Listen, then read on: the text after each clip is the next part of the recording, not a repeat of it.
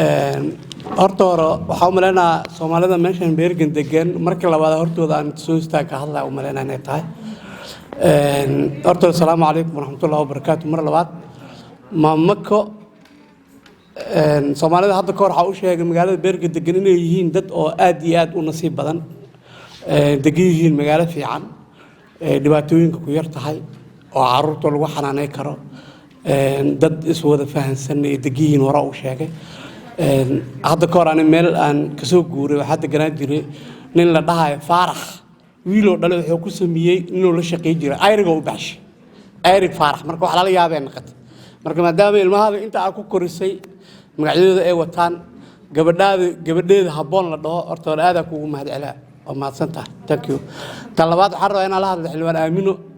waxaa jiri jirtay sheekayro gaaban oo hadda ka hor Soomaalida ka dhacday dad waxaa jiray geelay la yiraahdo baadiyo ku dhaqman marka waxa dhacday baadiyaha waa guuraa heer guuraa waaye abaara inta dhacday heleen inta u guurnaa shir ay isugu imaadeen marka hadda ka hor marka ayagoo shiraayo waxaa la yiri kan 500 oo geelo leeyahay kan 1000 oo leeyahay kan 200 kan 300 hal nin oo marka waxa ku dhex jiro hal geela oo duq ah oo fadhido oo marka la istaajay tiir inta la galay la istaajay ku dhex jiro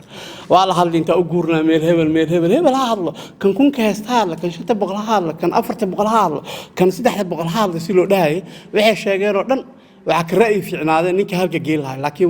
wuxuu meeshaas oo khibrad dhan oo ka qaatay ahayd meesha laga qaadaa markuu istaagay hal geel oo la rujaay asoo wuxuu istaagay markuu istaagay wuxuu yiri geeleedeen hadaan nahay meel hebelna u guurnaan la fiican taladiisa la qaatay marka waxa u maleena baarlamaanka marka dhex tagto iyo meelaha miiska la isugu imaanaa oo garta lagu gooyaa marka ka tagto geeleeda halka geelaa Ilaahay ka dhigo kugu guuleeyay insha Allah codkaada khayr badan ay diiri jeeraa dhamaantiin